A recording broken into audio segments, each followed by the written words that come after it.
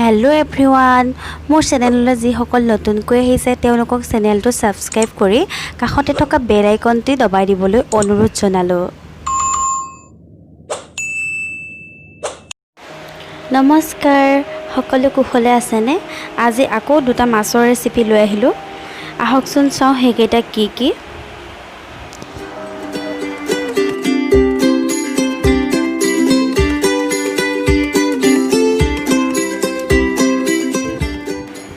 আজি বনাবলৈ লৈছোঁ সৰিয়হ শাক, পাত মাছ আৰু পাভ মাছ বনাম বিলাহীৰ সৈতে।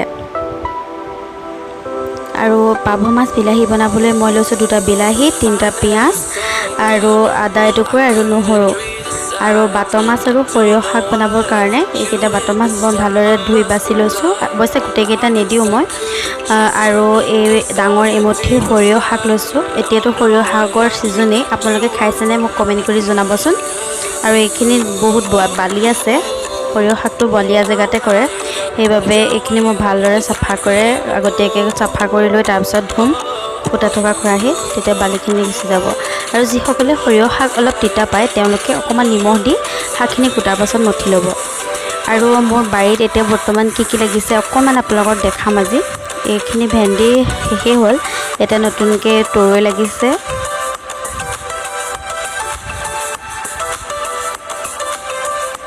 আৰু এইবিলাক ভেদাইলতা বগাইছে, অমিতা আৰু এইবোৰ পদুনা আৰু জলকীয়া। এইখিনি ব্ৰাহ্মী শাক আৰু অলপমান মই এতিয়া মান ধনিয়া পাত ছিঙি ল'ম।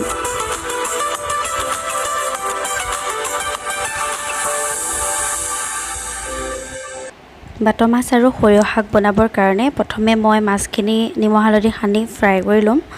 অৱশ্যে যিকেইটা মাছ কাচি লৈছোঁ সেইকেইটাহে মই সৰিয়হ শাকত ব্যৱহাৰ কৰিম, বাকীখিনি মই ফ্ৰাই কৰি ৰাখি দিম।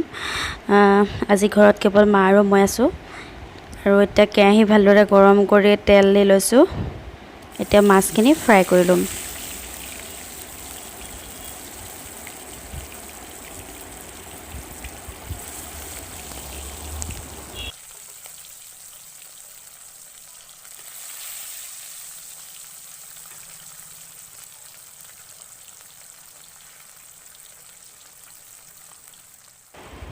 শাক বনাবৰ কাৰণে ফ্ৰাই কৰা মাছকেইটা হৈ গ'ল। এতিয়া মই একে তেলতে বাকীকেইটা মাছো ফ্ৰাই কৰি ল'ম। আৰু বাকী মাছকেইটা ফ্ৰাই হয় মানে মই পাভ মাছ বনাবলৈ বিলাহী আৰু পিঁয়াজখিনি ৰেডি কৰি ল'ম। বিলাহী, পিঁয়াজ আৰু আদা নহৰু গোটেইখিনি মই কাটাৰ দি কাটি ল'ম গোটেইখিনি। এই কাটাৰটোতে মই আটাইখিনি একেলগে কাটি ল'ম মিহিকৈ।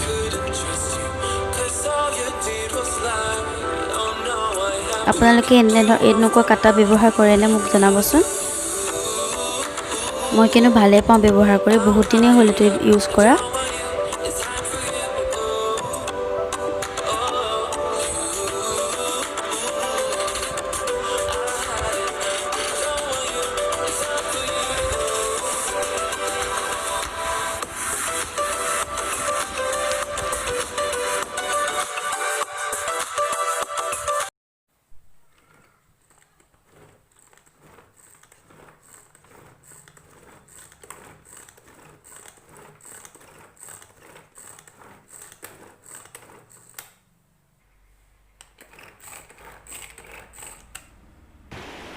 এইখিনি হৈ গ'ল, ইমান জোখৰ হ'লেই হয়। এইটো ছবাৰমান যদি ঘূৰাই দিয়া হয় তেতিয়া এনেকুৱা জোখৰ হয়, আৰু অলপ সময় ঘূৰাই দিলে একেবাৰে মিহি হৈ যায়। এতিয়া মই ফ্ৰাই কৰি লোৱা মাছখিনি উঠাই ল'ম। আৰু সেই একেখন কেৰাহীতে মই আৰু অকণমান তেল দি তাত অকণমান জিৰা আৰু অকণমান গোটা সৰিয়হ দিছোঁ। এইখিনি ফুটাই লৈ এতিয়া মই জলকীয়া আৰু এটা পিঁয়াজ মিহিকৈ কাটি দিছোঁ। পিঁয়াজটো অকণমান ৰঙা হোৱালৈকে ফ্ৰাই কৰি ল'ব লাগিব। এতিয়া ইয়াত মোহাৰি থোৱা শাকখিনি কাটি লৈ মোহাৰি থৈছিলোঁ মই অকণমান তিতিকি ভাৱটো যাবৰ কাৰণে, সেই শাকখিনি মই টুকি দি দিছোঁ। আৰু অকণমান নিমখ আৰু হালধি দি শাকখিনি ভালদৰে সিজালৈকে ভাজি ল'ম। এইখিনি শাকখিনি অকণমান সিজা হ'লে তাত অকণমান থেতেলিয়াই লোৱা আদা আৰু নহৰু দি দিম আৰু এইখিনি ভালদৰে সিজিবৰ কাৰণে ঢাকি দিম। আৰু মই গেছৰ আনফালে আৰু এখন কেৰাহী পাতি লৈছিলোঁ। এতিয়া মই পাভ মাছ কেইটামান ফ্ৰাই কৰি ল'ম। আচলতে ঘৰত আজি মা আৰু কেৱল মইহে আছোঁ, সেইবাবে মই তাকৰকৈ বনাইছোঁ। আৰু বাকী যিখিনি পাভ মাছ আছে মই সেইখিনি ৰাতিলৈ টেঙা চৰচৰি বনাম। আগতে মই মাছৰ টেঙা চৰচৰি ৰেচিপিটো শ্বেয়াৰ কৰিছোঁ আপোনালোকৰ লগত, আৰু মই আপোনালোকে ডেছক্ৰিপশ্যন বক্সত গৈ পেলাই লিংকটোত গৈ চাব পাৰিব। আৰু এইকেইটা মই মাছ ফ্ৰাই কৰি উঠাই ল'ম। আৰু এই সৰিয়হ শাকখিনি সিজিছে। এতিয়া মই ইয়াত অকণমান পানী যোগ কৰিম। আমাৰ দুগৰাকীৰ হিচাপ মতে যিমানকণ পানী লাগে সিমানকণ যোগ কৰি ইয়াত মই আকৌ ঢাকি দিম ভালদৰে সিজিবৰ কাৰণে। আৰু পাভ মাছকেইটা বেছি টানকৈ ফ্ৰাই কৰিব নালাগে, হৈ যায় সোনকালে। আৰু এতিয়া সেই একেখন পেনতে আৰু অকণমান তেল দি লৈ মই এই পিচি ৰখা যিখিনি কাটি ৰাখিছিলোঁ মিহিকৈ পিঁয়াজ, আদা, নহৰু আৰু বিলাহীখিনি দি দিছোঁ। এইখিনি এতিয়া তেল বিৰিঙালৈকে ভালদৰে ভাজি ল'ব লাগিব।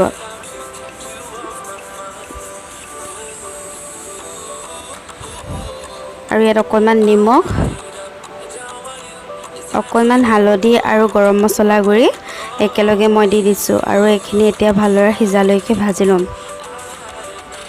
আৰু এয়া মোৰ জোলকণ উতলিলে, শাকৰ জোলকণ, এতিয়া ফ্ৰাই কৰি ৰখা মাছকেইটা দি দিছোঁ।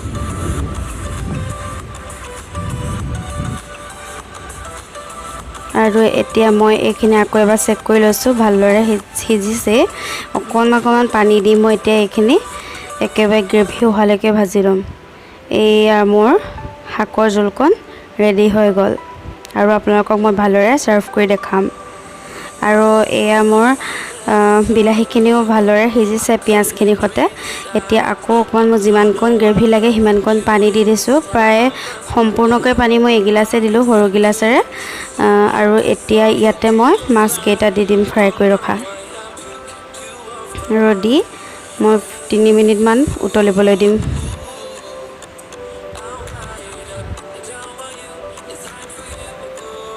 মই জ্বলা ব্যৱহাৰ কৰা নাই, আপোনালোকে যদি বিচাৰে জ্বলা ব্যৱহাৰ কৰিব। আমাৰ ঘৰত বেছি খোৱা নহয়, সেইবাবে মই নাই কৰা। আৰু এয়া মোৰ ৰেডি হৈ গ'ল মাছ আৰু বিলাহী, পাভ মাছ বিলাহী, আৰু অকণমান মান ধনিয়া পাত যে ছিঙি থৈছিলোঁ এতিয়া দি দিছোঁ। আৰু এইপিনে মোৰ মাছ ৰেডি হৈ গ'ল 2 বিধ। আপোনালোকে ভিডিঅ'টো চাই কেনেকুৱা পালে জনাব, আৰু লগতে মোৰ চেনেলটো ছাবস্ক্ৰাইব কৰিবলৈ নাপাহৰিব, আৰু কাষতে থকা বেল আইকনটো দবাই দিব যাতে মই আগলৈ দিয়া ভিডিঅ'খিনি পাব পাৰে। ধন্যবাদ।